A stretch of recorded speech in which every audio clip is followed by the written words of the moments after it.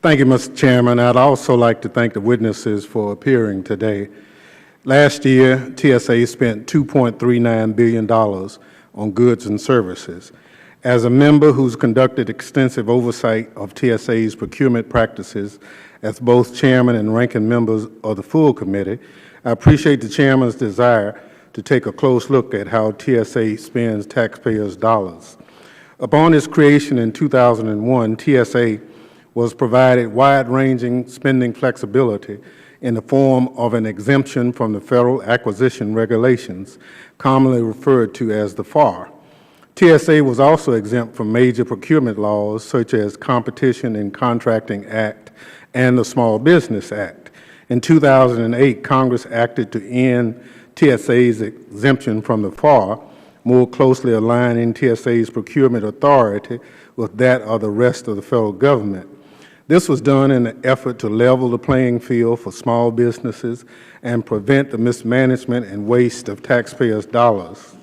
Unfortunately, 5 years later, and despite being bound by the FAR, challenges remain with TSA's procurement activities, as evidenced by the ongoing removal of $40 million worth of recently purchased AIT machines from the field due to privacy and performance concerns. TSA continues to spend taxpayers' dollars without conducting due diligence.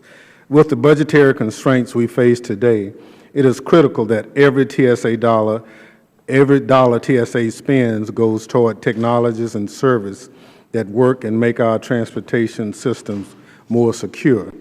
I'm interested in hearing how TSA is working with small businesses to enhance their opportunities to contract with the agency. While I appreciate that TSA has established a small and disadvantaged business office, I'm concerned that the agency failed to reach its goal for contracting with small businesses in 2012.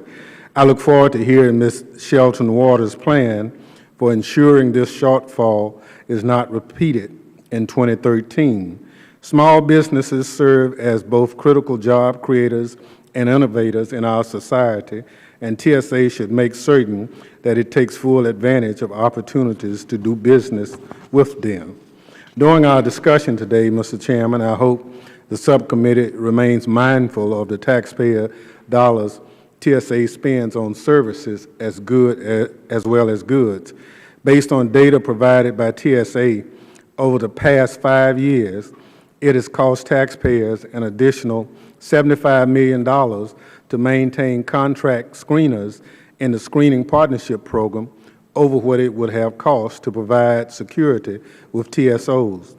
Whatever your thoughts on the use of private versus federal screeners, we cannot afford to pay a premium for comparable services.